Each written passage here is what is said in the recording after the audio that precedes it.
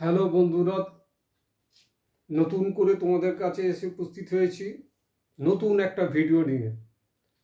গতকাল যে ভিডিও আমি করেছিলাম মোহনবাগান এবং পাঞ্জাব এফসির মধ্যে যে খেলা ছিল সেই খেলার পাক রিভিউটা আমি করেছিলাম এবং সেই পাক রিভিউতে আমি যে কথাগুলো বলেছিলাম যে মোহনবাগান যে গতিতে ফুটবল খেলছে, যে গতিতে মাঠে ফুটবলটা বিচরণ করছে, তাতে মোহনবাগানকে আটকাবার কোনো জায়গা নেই। এটা কালকে কিন্তু আমি বলেছিলাম এবং কিছু দলবদলও খবরও ছিল। আজকের আমি আলোচনা করব সামগ্রিকভাবে মোহনবাগানের খেলা কোন জায়গা থেকে মোহনবাগান খেলাটাকে ধরলো, সবটাই তোমাদের কাছে আলোচনা রাখার আগে তোমাদের কাছে বরাবরই যে অনুরোধটা আমি করে থাকি, সেই অনুরোধটা হচ্ছে তোমাদের যদি এই ভিডিওটা ভালো লাগে তাহলে এইটাকে অবশ্যই সাবস্ক্রাইব, যারা এখনও করো তারা সাবস্ক্রাইব করে দিও, আর লাইক শেয়ার অবশ্যই করো। চলো তাহলে আর বেশি দেরি না করে ভিডিও শুরু করছি। কালকের মোহনবাগানের যে প্রথম একাদশ, যে একাদশে আমি বলেছিলাম যে রড্রিগস না থাকলে মলিনার একটা চিন্তা ভাবনার মধ্যে থাকছে পাঞ্জাবে যে অ্যাটাকিং লাইন, অ্যাটাকিং ফোর্স, সেই ফোর্সটাকে কীভাবে সামলাবে। কিন্তু কালকের মোহনবাগানের এটাও বলেছিলাম যে মোহনবাগানের খেলার মধ্যে রড্রিগসকে খেলানোর জন্য ফিজিক্যাল ট্রেনার থেকে আরম্ভ করে সবাই ঝাঁপিয়ে পড়েছিল রড্রিগসকে যেভাবে সুস্থ করে তোলা। এবং এটা কিন্তু বলতে কোনো অবকাশ নেই যে যেভাবে রড্রিগসকে কামব্যাক করিয়েছে ভাবা যায় না। আমি আগের দিন বলেছি যে সেজিং করছে, রিহ্যাব করছে, যেভাবে সুস্থ করে তুললো বা 90 মিনিট যেভাবে লড়াই করলো, সত্যি ভাবা যায় না। তা সেই জায়গা দাঁড়িয়ে মলিনার কপাল ভাঁজ অনেকটা দুশ্চিন্তা থেকে দূর হয়েছে। তখনই বলেছিলাম যে মোহনবাগানের কমব্যাক, তাহলে ডিফেন্সটা ঠিক হয়ে গেল। এবং মোহনবাগানের কমব্যাক ডিফেন্স বলতে মোহনবাগান সুভাশিস তো অসাধারণ পারফরমেন্স। কালকে যদি অন্যান্য দিনের মতন সুভাশিসকে সেই গতিশীল ফুটবলটা আমরা খুব একটা দেখতে পাইনি, কিন্তু ওভারঅল মোহনবাগানের ডিফেন্স লাইন কালকের অসাধারণ। দিব্যেন্দু, তাও বলেছিলাম দিব্যেন্দু মলিনার টিমের মধ্যে থাকছে একাদশে। দিব্যেন্দু কালকে যা ফুটবলটা খেলেছে, দিন দিন যে উত্তরোত্তর তার খেলার যে ছাপ নৈপুণ্য রাখছে মাঠে, আগামী দিনে এই দিব্যেন্দুকে পরিচর্যা ঠিক করতে পারলে দিব্যেন্দু আগামী দিন আমাদের দেশের হয়ে দিব্যেন্দুকে আমরা দেখতেই পারি। এবং মোহনবাগান হাফ লাইন, মোহনবাগান যেটাকে আমরা মাঝ মাঠের মেরুদণ্ড বলি ফুটবলের যে অঙ্গ হিসাবে, যে যার মাঝমাঠ যত শক্তিশালী, মাঝমাঠ যত বেশি ব্লকিং ভালো করতে পারবে, মাঝমাঠে যত বেশি সংঘবদ্ধতার মধ্যে দিয়ে প্লেয়াররা জায়গায় নিয়ে খেলতে পারবে, তাহলে সেই দিন সেই হচ্ছে মাঠের রাজা। কালকের মোহনবাগান অসাধারণ এই কাজটা করেছে। এবং আমিও এটা বলেছিলাম আপুইয়ার জন্য খুব একটা চিন্তিত না, কেন আপুইয়ার যে রিজার্ভ বেঞ্চে যে প্লেয়ার আছে দীপক টাংরি, সেই দীপক টাংরি খেলার মধ্যে সেই আপুইয়ার যে খেলাটা, যে কোনো কোচ যেটা চাইছে সেটা কিন্তু দীপক টাংরি সেখানে পুষিয়ে দেবে।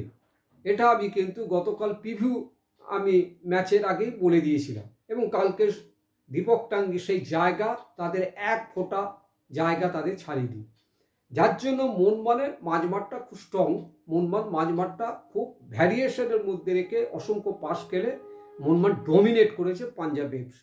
কেন পাঞ্জাব এফসি আগের ম্যাচে, যেটা বেঙ্গালুরু ম্যাচে, যেভাবে পাঞ্জাব এফসি ম্যাচের দ্বিতীয়ার্ধে ইনজুরি টাইমে এবং ম্যাচের শেষ জায়গায় যেভাবে ম্যাচে ফিরে এসছে, প্রত্যেকে ভেবেছিল যে ম্যাচটা হয়তো পাঞ্জাব এফসি সেই লড়াইটা দেব।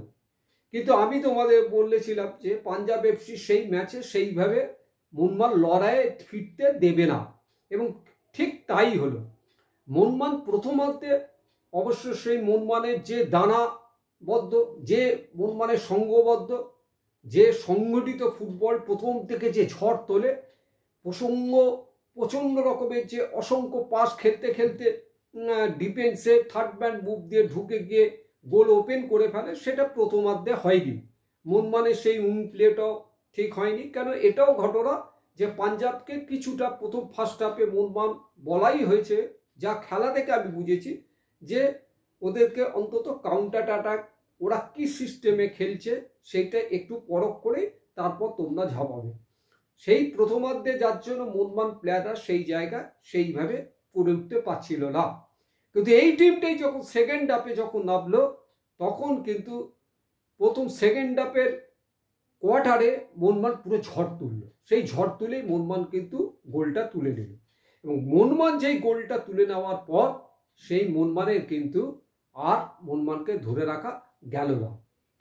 সেই জায়গায় বলবো যে মোহনবাগান কিন্তু যে জায়গায় পৌঁছে গেল পয়েন্টের নিরিখে, যেটা আমি আগের দিনও বলেছিলাম, মোহনবাগান ম্যাজিক ফিগারে পৌঁছে যাওয়ার আর মাত্র 3টে ম্যাচ জিতলেই হবে, মানে 53 পয়েন্ট।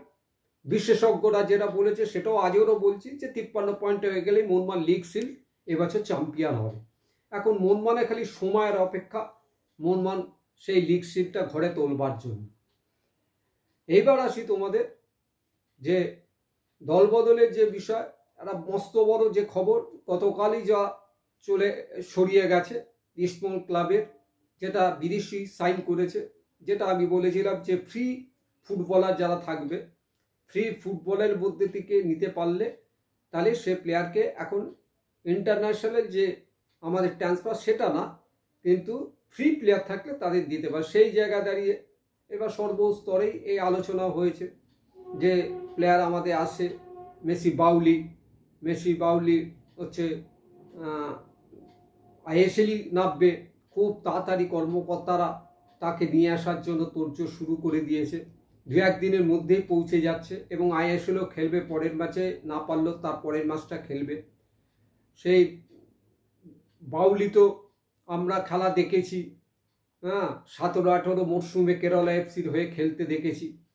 সেখানে কিন্তু যতদূর আমার সম্ভব, আমার যতদূর এখন মনে পড়ছে যে 8খানা গোল এবং একটা অ্যাসিস্ট আছে এবং আইএসএল এর মাটি, আইএসএল এর গন্ধ সবটাই জানে।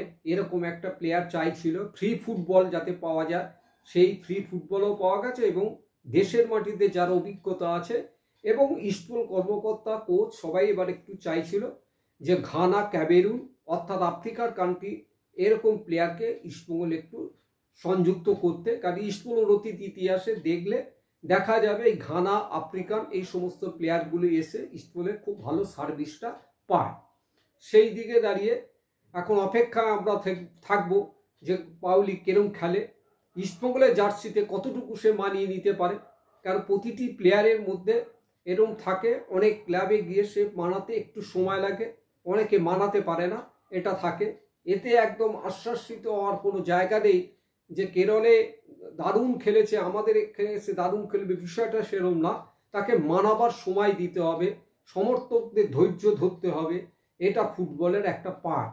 তাদের পাশে যদি ঠিক দুঃসময় যদি না দাঁড়াতে পারি তাহলে কিন্তু ফুটবলে খালি হায় হায় রব তুললে হবে না, সেখানে কিন্তু সেই প্লেয়ারের পেশে দাঁড়িয়ে, ক্লাবের পাশে দাঁড়িয়ে তাকে মোটিভেশন জোগাড় করতে হয়।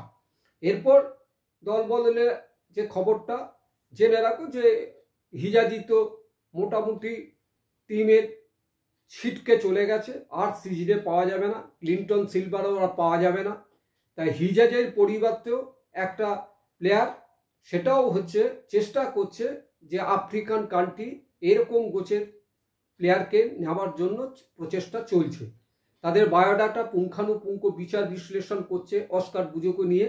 অস্কার বুজো দেখছে এবং সেই প্রোফাইল যদি অস্কার বুজোর পছন্দ হয়, শর্ট লিস্টেডও হয়েছে এবং সেই শর্ট লিস্টেডের মধ্যে থেকেই কিন্তু অস্কার বুজো ম্যানেজমেন্টও চাইছে যে ওই যেটা বললাম আফ্রিকা কোনো প্লেয়ারকে ডিফেন্ডারের মধ্যে রেখে তার এগোতে চাইছে।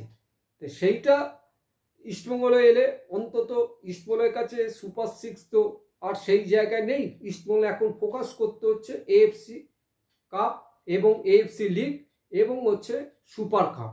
এই সুপার কাপ এবং এএফসি লিগ যে খেলতে যাবে, যেখানে যাচ্ছে খুব দুর্ধর্ষ, খুব সমৃদ্ধশালী টিম, তাদের যে সমস্ত মানদণ্ডের নিরিখে যে প্লেয়ার, তাদের মানদণ্ড নিরিখে ক্লাবের যে র্যাঙ্কিং তা আমাদের থেকে অনেকাংশে এগিয়ে। তাহলে সেই জায়গায় তাদের সাথে যদি বিট করতে হয়, তাদের সাথে যদি ভালো ফলাফল করতে হয়, তাহলে সেখানে স্ট্রাইকিং লাইন এবং ডিফেন্সকে ভালো অর্গানাইজ না করতে পারে, তাহলে খুব লজ্জাজনকভাবে হারতে হবে। এটা বুঝেছে, যার জন্য খুব তড়িঘড়ি করে, এত তড়িঘড়ি কোনোদিন সম্ভব হতো না যদি না সামনে এএফসি লিগটা থাকতো। সুপার কাপ থাকলে হয়তো এটাকে করে নিত এই প্লেয়ারদের দিয়ে, কিন্তু যেহেতু এএফসি কাপ, সেটা আমরা সবাই জানি যে শুধুমাত্র আমাদের ক্লাবের সম্মান জড়িত থাকছে না, এখানে সম্মান জড়িত থাকছে অগণিত ভারতবর্ষী ক্রীড়ামোদীদের এবং ভারতবর্ষের ফুটবলের সম্মান এখানে জড়িত। সুতরাং সেই সম্মানকে এখন ধরার দায়িত্ব ইস্টবেঙ্গল ক্লাবের ওপর বর্তেছে। তাই ইস্টবেঙ্গল ক্লাবকে এইভাবে চটজলদি সিদ্ধান্ত নিয়ে, প্লেয়ারকে নিয়ে এসে কন্ডিশনে নিয়ে এসে সে টিমকে একটা বন্ডিং করতে পারলে তবে তাদের সঙ্গে সেখানে সেয়ানে যে লড়াই, যে সেয়ানে যে ফুটবলটা, প্রতিদ্বন্দ্বীমূলক যে ফুটবলটা, যে না আমি কখনোই ছাড়বো না, শেষ রক্তবিদ্যুৎ থাকা পর্যন্ত আমি লড়াই করে যাব, এই মানসিকতা প্লেয়ারদের মধ্যে যাতে করতে পারে, তাই অস্কার বুঝো এই প্লেয়ারগুলোকে যত তাড়াতাড়ি পাচ্ছে চয়ন করছে, ইস্টবেঙ্গল কর্মকর্তারাও সেইভাবে তাদের সাহায্য করছে। তাই এই আজকে টপিকস ছিল ভিডিওর, আমার তোমাদের কাছে রাখলাম।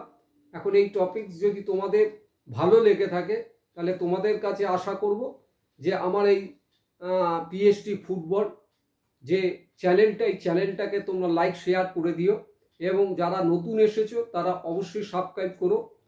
আর শেষে যে কথাটা বরাবর বলে থাকি, আবার বলছি যে পিএসটি ফুটবল, আমি এই সমস্ত আইএসএল, আই লিগ, যত রকম ডেভেলপমেন্টের লিগ আছে, আন্ডার 17, আন্ডার 19 এবং কলকাতা লিগ, এই সমস্ত খেলা দিয়েই আমি কিন্তু এই প্রিভিউ, পর্যালোচনা, আলোচনা সবই করে থাকি।